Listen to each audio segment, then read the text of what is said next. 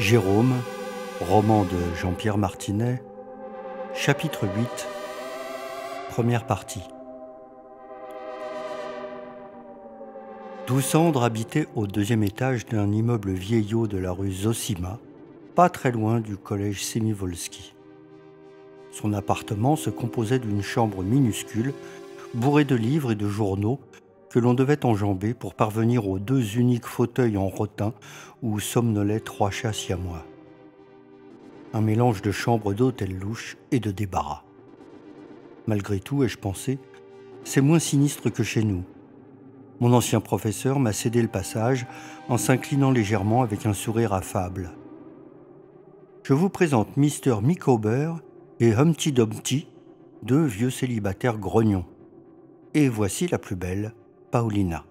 Mais je vous préviens, madame est enceinte et de fort mauvaise humeur. J'ai aussi un chien, rentemplant, mais il a fichu le camp avant-hier.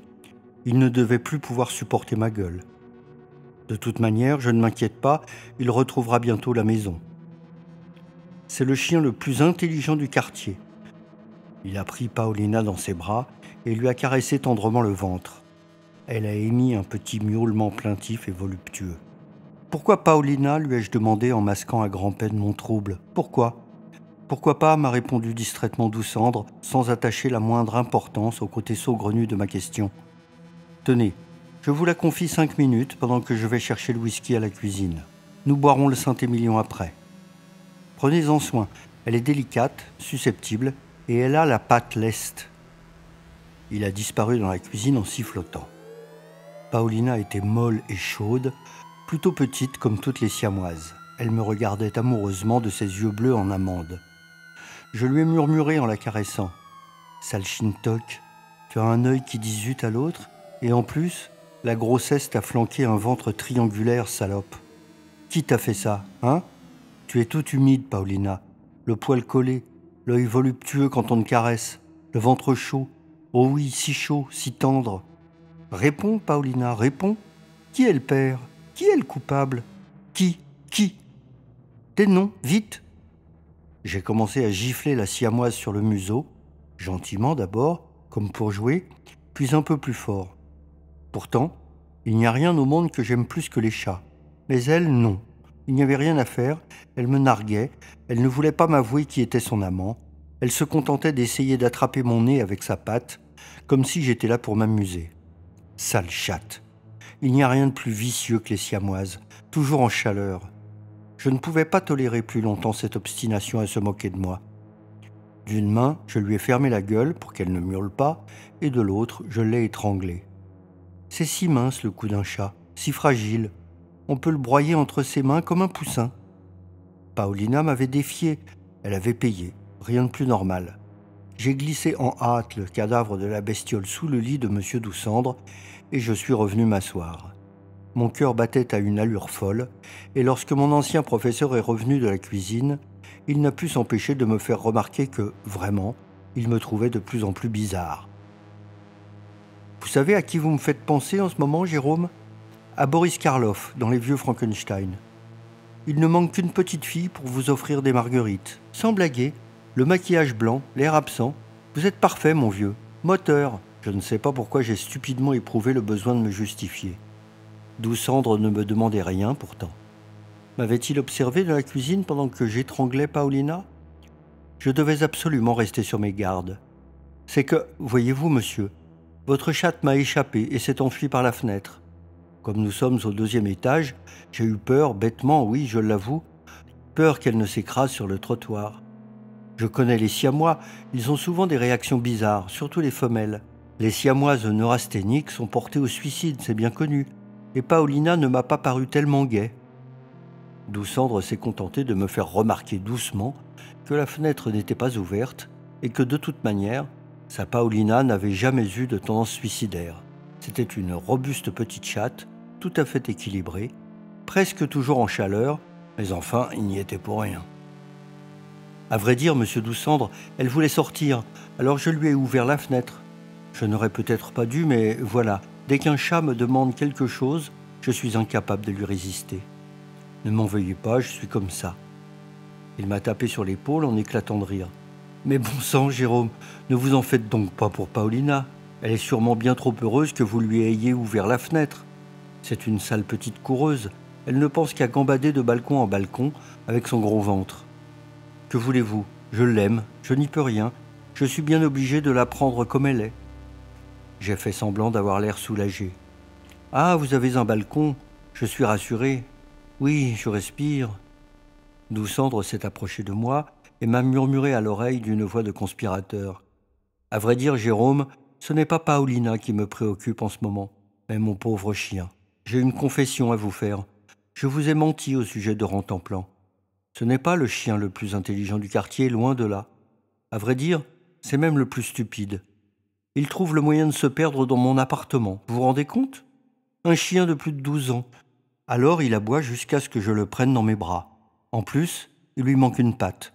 Un jour, il est allé se fourrer dans un piège, l'imbécile. J'avais beau faire semblant de m'intéresser à la conversation filandreuse de mon ancien professeur, je me sentais de plus en plus mal à l'aise. Tenez, vous avez le choix. Un vieux whisky écossais que j'ai ramené d'un voyage ou ce Saint-Émilion des années 60. Rassurez-vous, j'ai d'autres bouteilles à la cuisine. Qu'est-ce que vous préférez? Je me suis décidé pour un verre de Saint-Émilion. D'où Sandre a ouvert la bouteille de whisky et s'est mise à boire au goulot. Excusez le désordre, mais je ne peux pas vivre autrement, m'a-t-il dit, en désignant son royaume d'un geste théâtral. Vraiment, Jérôme, vous n'avez pas l'air du tout dans votre assiette.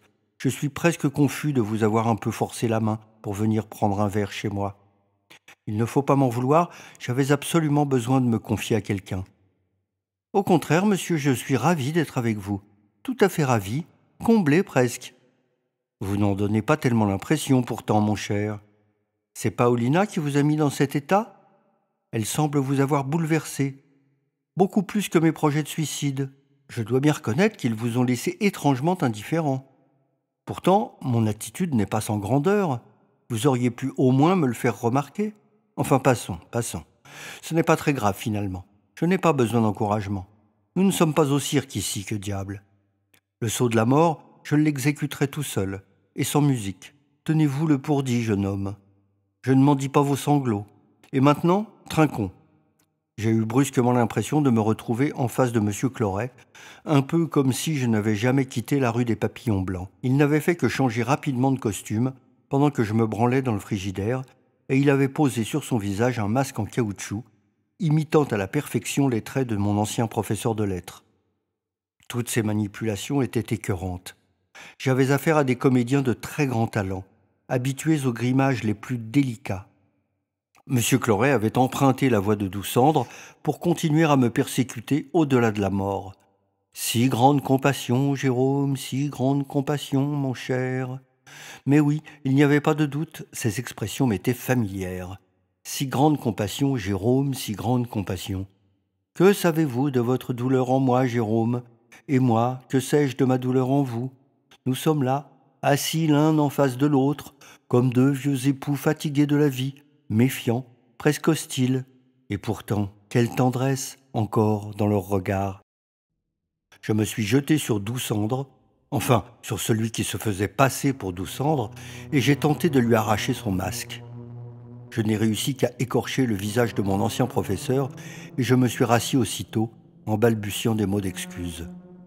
Je vous demande pardon une fois encore. C'est un peu comme lorsque je vous ai insulté à la sortie du café tout à l'heure. Ce n'était pas moi, vous comprenez? Ce n'était pas moi.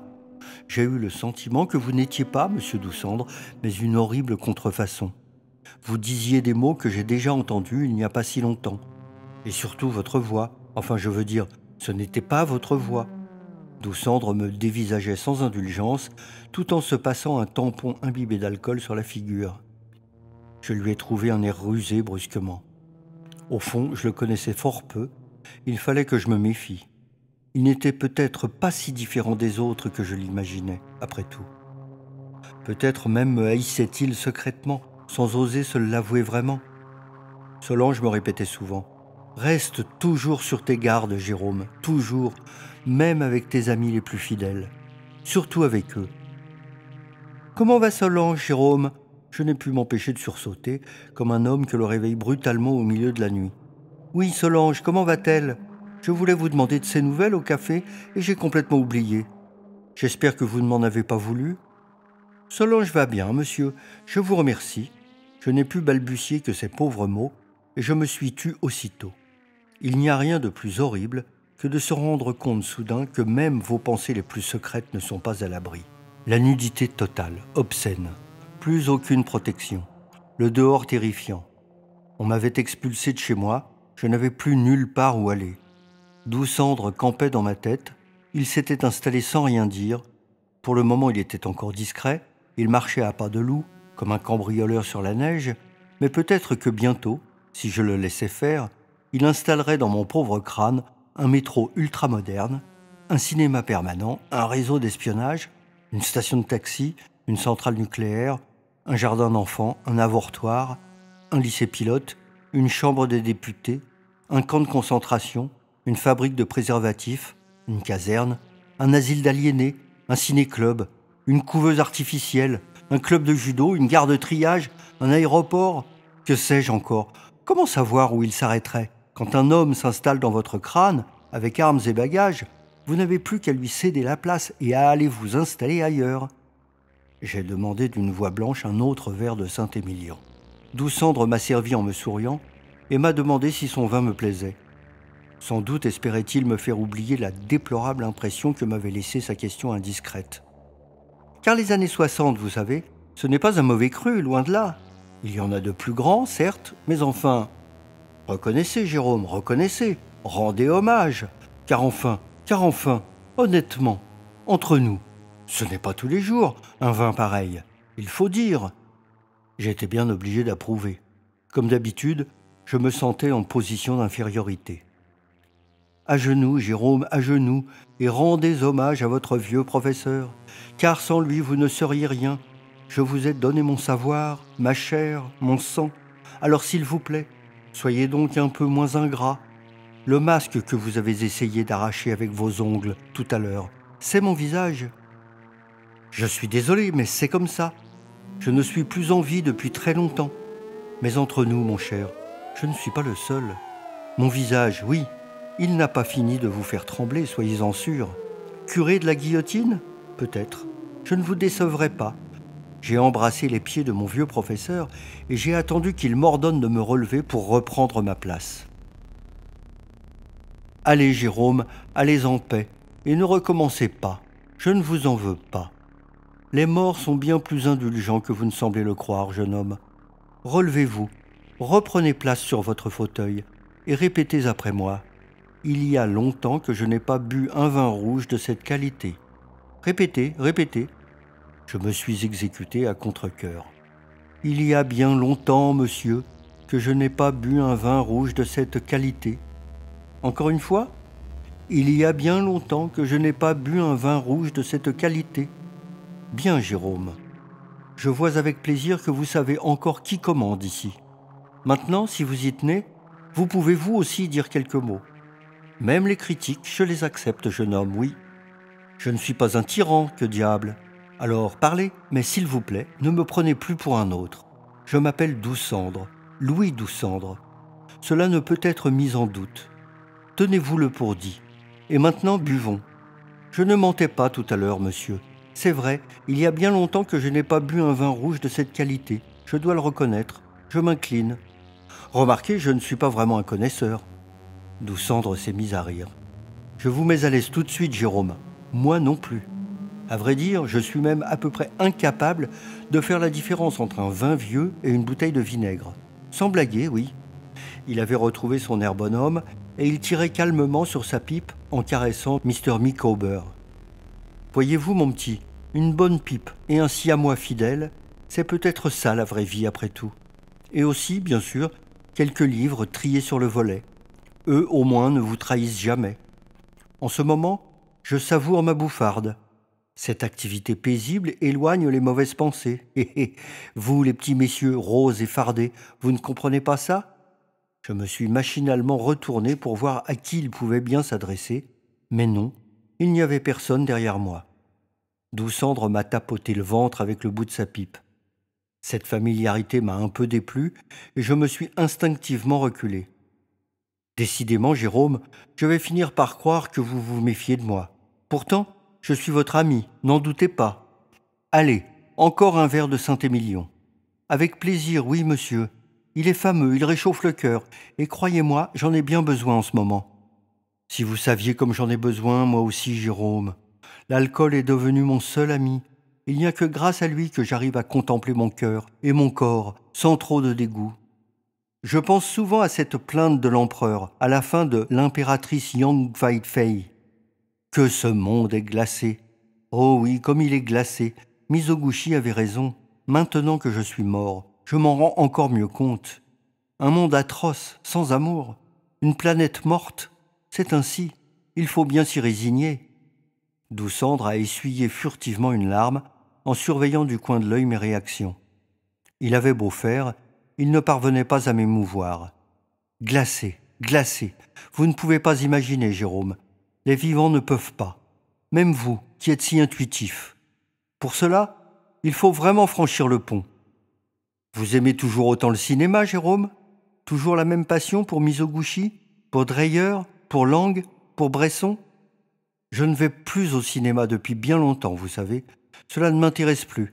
Les écrans se sont éteints, les salles sont vides, les fauteuils sont crevés. C'est la mort qui fait l'ouvreuse maintenant. Même quand on lui donne un bon pourboire, elle ne vous remercie pas. Alors, quelques pornos de temps en temps. Autrement, rien. Le porno, c'est bien. C'est triste, sale et vulgaire, tout à fait comme la vie. Les films que vous présentiez au ciné-club, quand j'étais au collège, eh bien, je les ai tous oubliés. Tous, vous m'entendez? On dit que la beauté aide à vivre. C'est complètement faux. C'est exactement l'inverse. Il me reste quelques images. Tenez par exemple. Je me souviens d'un vieux film d'amour américain des années 30. Je crois bien que ça se passait dans l'East End, dans un univers de terrain vague et de baraques en planches. La présence radieuse de Loretta Young faisait de cet endroit sordide un lieu féerique. Spencer Tracy passait son temps à lui dire qu'elle était maigrichonne parce qu'il avait honte de lui avouer son amour. Au lieu de l'embrasser, il lui donnait des petits coups de poing à la hauteur des hanches. Je n'ai jamais vu un aussi beau film d'amour depuis. Pendant plusieurs semaines, ma vie en a été illuminée. Je sais encore le nom du metteur en scène. Borzage, Frank Borzage. Vous voyez que je n'ai pas encore complètement perdu la mémoire. Oui, c'est une histoire d'amour comme ça que j'aurais voulu vivre. Je me souviens aussi de Natalie Wood, devant une cascade, mais j'ai oublié le titre du film. À un moment, elle était devenue folle, elle s'était coupé les cheveux, elle avait mis une robe rouge, elle voulait se suicider en essayant de se jeter du haut d'un barrage. Il y avait aussi un autre passage, je ne me rappelle pas si c'était avant ou après, elle était nue dans une baignoire, devant sa mère, ça devait être avant, car elle avait les cheveux encore très longs, ou alors ils avaient repoussé. Enfin, c'était une superbe chevelure brune. Elle avait une crise de nerfs, Nathalie. Pas la chevelure, elle s'enfonçait la tête sous l'eau, et, à chaque fois qu'elle reparaissait, elle hurlait. « I'm pure, mother, I'm pure !» Elle riait et elle pleurait en même temps, et moi, je n'arrivais pas à supporter cette scène, ça me rendait malade, vous comprenez? « I'm pure, mother, I'm pure !» Elle avait un corps superbe, à la fois fragile et puissant, un corps de jeune fille que la vie va briser. Il faut vous dire que j'étais un peu amoureux de l'héroïne de ce film. Alors, bien sûr, c'était vraiment dur quand la lumière se rallumait. J'assistais à toutes les séances, évidemment, mais malgré tout, le dénouement était toujours le même. Et à la fin, hélas, il fallait partir, continuer à vivre. Son nom me revient maintenant. On l'appelait Dini. Dini Loomis. Elle doit toujours s'appeler comme ça, je suppose. Monsieur Doucendre, pourquoi le corps des femmes est-il si doux, si fragile? On dirait parfois ces boules de verre à l'intérieur desquelles il se met à neiger quand on les prend dans sa main. Pourquoi? Et si on les serre un peu fort, elles se brisent. Je me suis retenu pour ne pas me mettre à pleurer. Je n'aurais jamais dû évoquer le souvenir de Dini Loomis, car cela avait réveillé une autre douleur en moi, et bien plus intolérable. Polly avait passé sa tête à la fenêtre. Comment était-elle arrivée là? Je lui ai fait un petit signe discret de la main et je lui ai dit de s'éloigner. Elle ne bougeait pas. Elle avait collé son visage à la vitre, comme une orpheline qui écrase son nez, un dimanche d'hiver, aux vitrines des confiseries illuminées pour Noël. Je restais cloué sur mon fauteuil, tandis que Doucendre vidait sans dire un mot sa bouteille de whisky. Il l'a enfin, comme à regret, arrachée à ses lèvres, et il l'a laissée tomber par terre. Pourquoi faisait-il maintenant un bruit de billard électrique, lui si calme d'habitude? Tac, tac, tac, tac, tac, tac, tac, bump, bump, il clignotait, il cliquetait, il se disloquait, il s'éteignait, se rallumait, tic-tic, tic-tic, clac, et à la fin, ouf, il me souriait gentiment, comme si rien ne s'était passé. J'étais soulagé. Il tirait de nouveau voluptueusement sur sa bouffarde. C'est que, voyez-vous, Jérôme, je suis mal placé pour juger. Moi, les femmes, vous savez...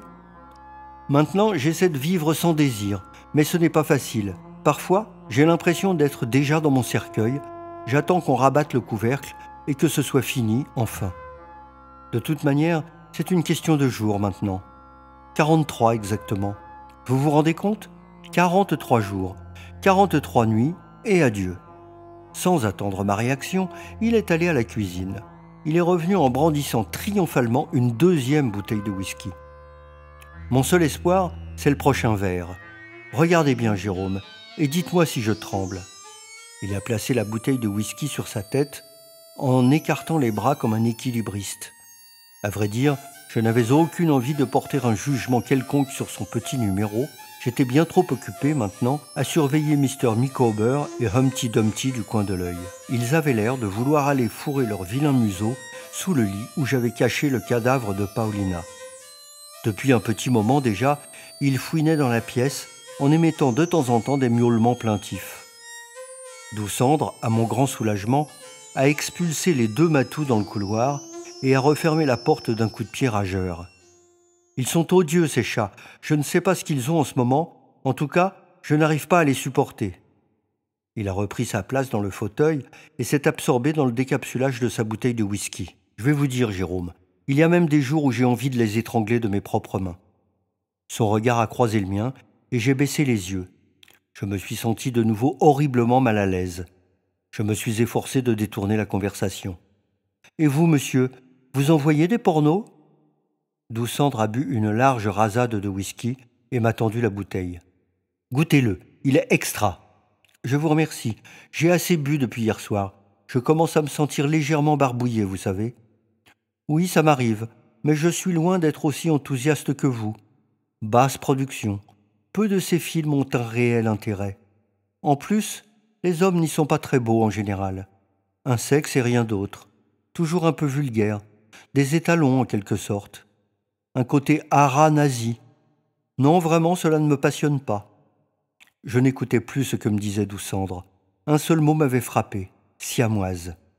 Pourquoi avait-il, alors que rien ne l'y obligeait, fait une allusion perfide à ces sales bestioles? En plus, peu de temps auparavant, il avait prononcé le mot « étranglé ». M'avait-il observé par la porte entr'ouverte de la cuisine? Et pour se venger, maintenant, essayait-il de me rendre fou définitivement par ses sous-entendus et ses insinuations? D'ailleurs, je n'étais pas encore convaincu que ce n'était pas en face de M. Cloret grimé en Doucendre que je me trouvais. Un doute subsistait. L'enquête était loin d'être close. Pas de masque peut-être, mais un procédé bien plus subtil, que je ne pouvais même pas imaginer. Les morts ont tant de tours dans leur sac. Ils ne sont jamais à court d'idées pour torturer les vivants.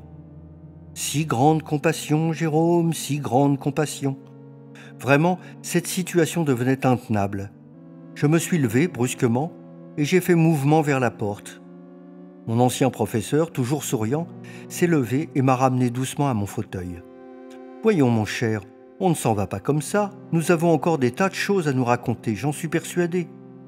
Je croyais vous l'avoir déjà dit, j'ai besoin de compagnie. Maintenant que je vous ai séquestré, je ne vais pas vous laisser échapper, soyez-en sûrs. Mais rassurez-vous, je ne vais pas vous garder prisonnier jusqu'au jour de mon suicide. » Il a éclaté de rire et a replacé sa bouteille de whisky sur le sommet de son crâne. « Regardez, je ne tremble toujours pas, donc je peux continuer. Quand la bouteille se casse la figure, il vaut mieux s'arrêter de boire. Ce n'est pas plus compliqué que ça. » Et hop, il a rattrapé la bouteille au vol et me l'a tendue. « Non? Alors hop, je me la remets sur la tête. » Il s'attendait à ce que je saute au plafond de joie, sans doute, car devant ma figure consternée, son enthousiasme s'est brusquement évanoui. « Vous n'êtes pas très gai, je dois dire. Vous ne me réchauffez pas le cœur. Pourtant, vous devriez faire un effort pour égayer les derniers instants de votre vieux professeur. C'est moi qui n'ai plus que 43 jours à vivre, qui suis obligé de faire le pitre. Avouez tout de même que ce n'est pas très normal. Remarquez, mon cher Jérôme, je vous avais prévenu autrefois, votre goût du malheur ne me paraissait pas tellement sain déjà. Cette passion pour Dostoïevski, notamment. J'étais loin de la partager. Bien sûr, vous allez me dire que vous n'avez jamais lu une seule ligne de Dostoïevski. Jamais. Jamais, monsieur Doussandre, et vous le savez très bien. Je ne vois même pas de qui vous voulez parler. Je sais que c'est un écrivain russe, mais c'est tout. Alors s'il vous plaît, ayez pitié de moi et cessez de me persécuter. Mon ancien professeur n'arrivait pas à se résigner. Il insistait lourdement, il pataugeait, il clabaudait, comme les nougris et les encervas au moment des grandes marées. Il s'enflait, il se désenflait. Des goitres lui poussaient dans le cou et disparaissaient aussi mystérieusement qu'ils étaient venus. Si grande compassion, Jérôme, si grande compassion. L'espace d'une seconde, il prenait le visage de M. Cloret, puis il mettait sa figure dans ses mains en riant aux éclats et redevenait Doussandre.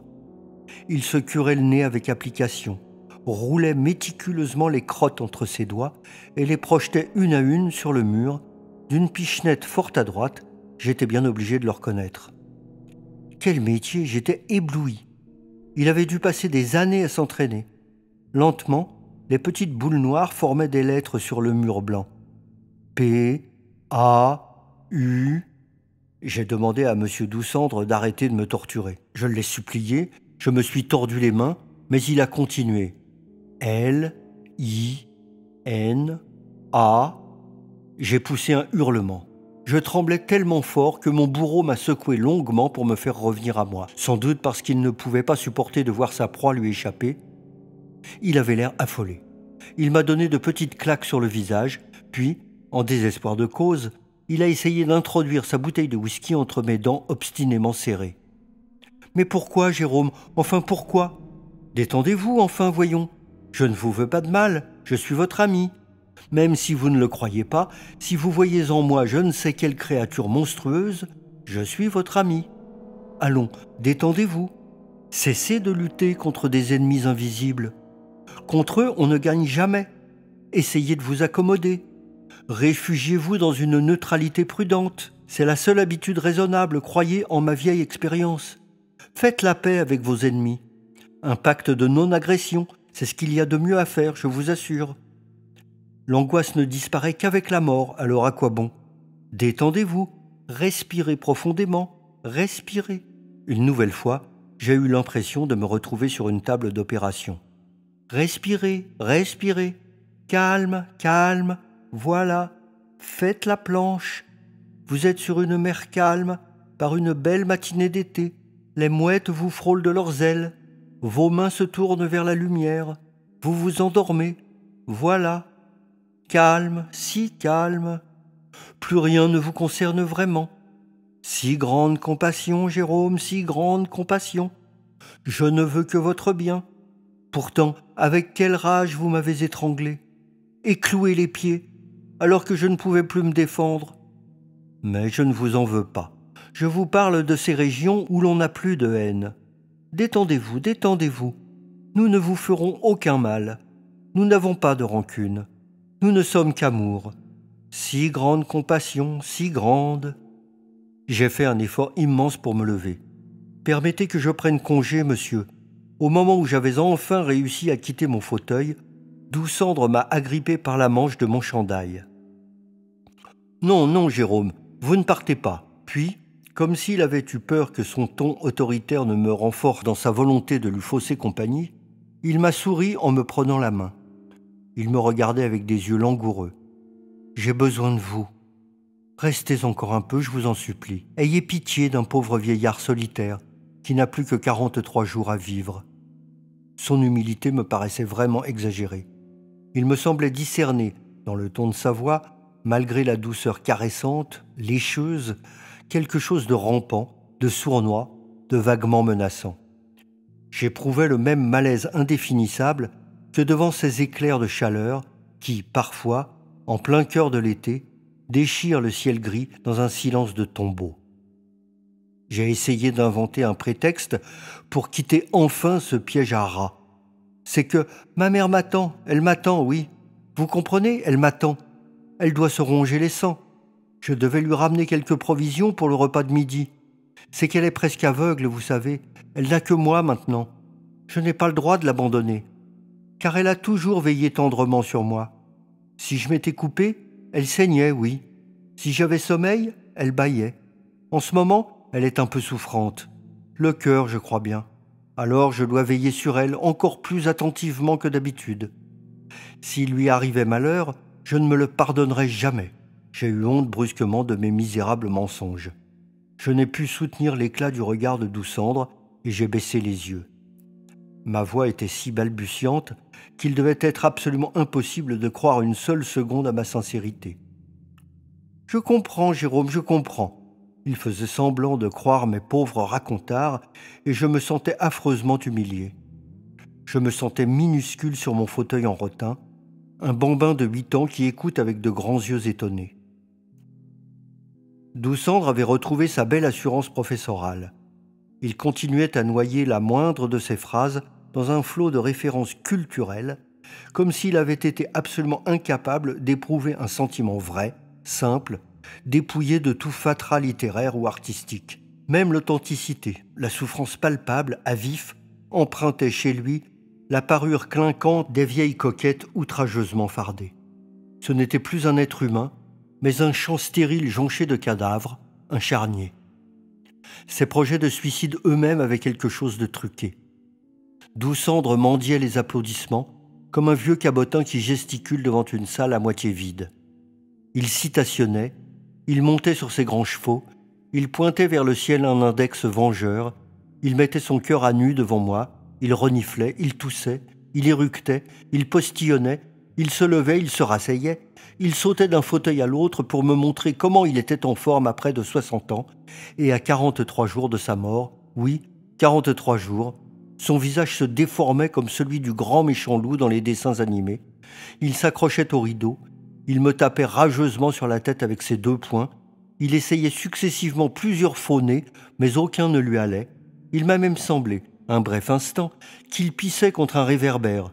Puis il est revenu à toute vitesse à côté de moi, docile, caressant, il s'est rassis, il a croisé les jambes et m'a craché un jet d'encre noire à la figure, comme une pieuvre. Il a décroisé les jambes, il s'est mis à parler de Joyce, de Hölderlin, de la chute du Troisième Reich, d'un philosophe allemand dont j'ai oublié le nom et qui aurait collaboré avec les nazis, du socialisme à visage humain, de l'influence déplorable des multinationales sur je ne sais quoi. Il a bourré de nouveau sa pipe en me menaçant des foudres de l'excommunication si je continuais à aller voir uniquement des pornos. Et, à la fin, il a déployé ses ailes d'oiseau préhistorique et il a essayé péniblement de prendre son vol. Il est retombé lourdement sur le plancher, ce qui a eu pour effet de le calmer immédiatement. J'ai pensé alors que c'était le moment idéal pour m'éclipser discrètement sans le vexer, mais il a planté ses dents dans mon mollet droit et j'ai dû me rasseoir en étouffant un cri de douleur. Car n'oubliez jamais ceci, Jérôme. La pire des épreuves, la plus insoutenable, c'est celle dont parle Kierkegaard. Ne pas savoir si notre souffrance est une maladie ou un péché. Voilà une phrase qui doit vous plaire, non ? Vous remarquerez que je vous fais des concessions, mon cher, mais c'est parce que je vous aime bien. Eh oui, je marque contre mon camp en ce moment, non ? J'ai eu envie de lui demander quel camp, mais je me sentais si mal en point, si angoissé, que je n'en ai pas eu le courage. Allez, reconnaissez-le, allez, un bon mouvement pour une fois. Car enfin, voilà que moi aussi je me mets à me vautrer dans ce vieux sentiment de culpabilité que je vous reprochais tout à l'heure. Il a posé sa pipe sur le bras du fauteuil et m'a regardé fixement, sans rien dire, pendant un long moment. Puis il a éclaté de rire. « Vous voyez, Jérôme, vous avez baissé les paupières. Ça veut dire que vous ne valez pas plus cher que les autres. Aussi sournois, aussi cruel. Décidément, vous me plaisez. Vous êtes une fine ordure, tout comme moi. Mais à la différence de la plupart des hommes, vous le savez. Alors, vous vous haïssez. Un jour, vous verrez, vous aurez envie d'en finir. Vous fixerez la date de votre sortie. C'est à ce moment-là, vous verrez, que vous aurez de nouveau envie d'éclater de rire, car la vie ne mérite pas plus. D'ailleurs, Vous aviez tout à fait raison tout à l'heure, dans la rue, quand vous m'avez comparé à un rat d'égout. Vous avez su lire en moi. Je vous remercie. Mais je suis un rat qui n'a plus que 43 jours à vivre et qui s'amuse follement. Je vois la vie, enfin. Ces cris, cette vulgarité. Je ne demanderai pas que la pièce soit jouée une deuxième fois, car j'en ai assez vu. Qu'on me laisse dormir en paix, car j'ai bien mérité des vacances. Il me semblait, à moi, que Doucendre ne se détestait pas tant qu'il le disait, puisqu'il avait encore la force de parler de lui-même pendant des heures. Quand il était seul, loin de s'ériger en juge impitoyable de lui-même, il devait soliloquer devant sa glace en se caressant et en souriant amoureusement à son image abhorrée. Ce qu'il ne savait pas, ce qu'il ne saurait jamais, c'est que le vrai désespoir est presque toujours muet. Un jour, une de ses victimes, moins patiente que moi, ne pourrait plus supporter sa diarrhée verbale et la ferait taire à jamais, avant l'heure qu'il avait choisie lui-même pour disparaître. Car les fous et les folles commencent à en avoir assez de ces pantins ventriloques. Un beau matin, ils se révolteront.